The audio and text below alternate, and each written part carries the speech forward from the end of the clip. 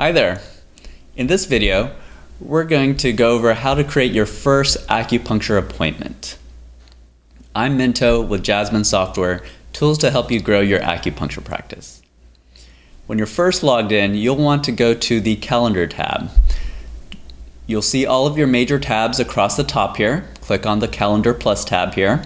When the page loads, you'll see your calendar.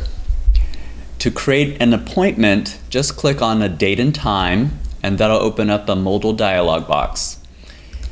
In the patient name, type in your patient's name. If they're in the database already, their name will pop up in the type ahead, and you can just select their name and their data will just come in. If they're not in the database, just type in your patient's name and information, and it'll create a new contact for that patient. Next thing you want to do is to choose a service that the patient's coming in for. You can add to these services, and you'll see a tutorial on how to do that on the page. Select the service that your patient's coming in for, and optionally you can choose the color for this appointment. And then click the Create Appointment button, and that'll create the appointment for you.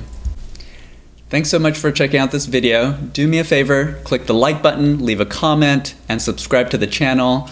Also, down in the video description, you'll see more links and information.